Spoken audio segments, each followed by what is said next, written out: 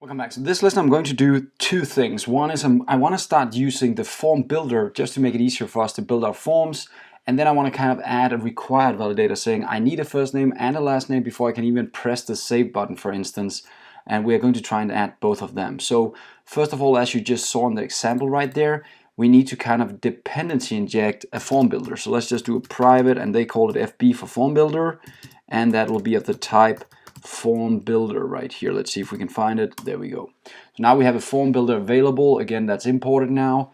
And with the form builder now, we can actually say, notice here is an example right here. We can say this form builder.group to create a group. And then we'll just add these guys in a different way. So we'll try and do this now. So we'll say this form builder.group, right? This dot form builder, or let's just call it FB for form builder, right? And then group. So we're going to create a group right here. Now that group is going to, like we had before, again, I'm just jumping back and forth here.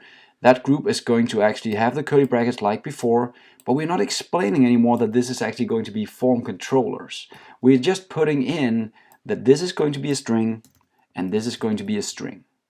So there we go. Now we kind of set up the group, and again, just to make sure that things are still running, we're going to jump into our application, put in something here, and notice then the information gets back. So it shouldn't be a problem. It still seems to run everything. So jumping back to our code right here, now we've set the same thing up and we've configured it using the form builder. Now, why did I want to use that? I wanted to use it because now we can actually easily go in and add a validator right here. Because again, let's go back to the guide so you guys can see where I'm getting this from.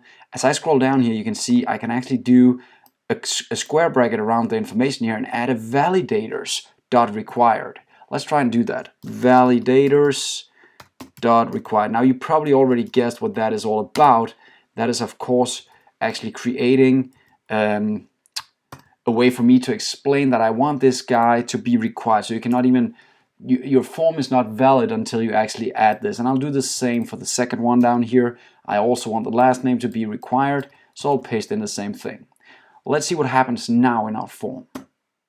Jumping back to the code, and notice I get an exception. That's not quite what I wanted. There we go. Right now, notice it's invalid. So when I put in something here, I'll say Lars, still invalid.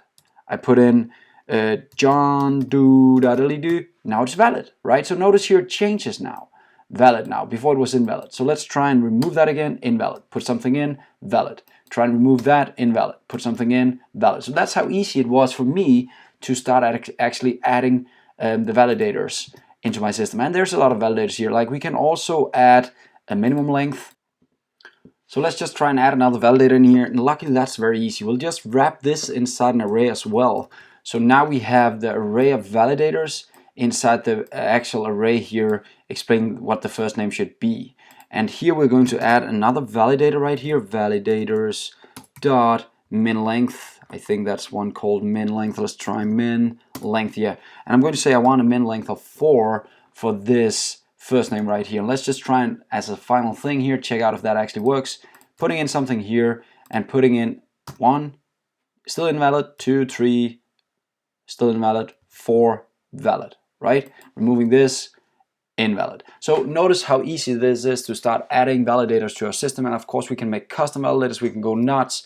And this is actually something that's pretty hard when you're doing plain HTML and plain validation. So it's really, really helpful that the Angular team built this for us. See you in the next lesson where we'll just keep working with this.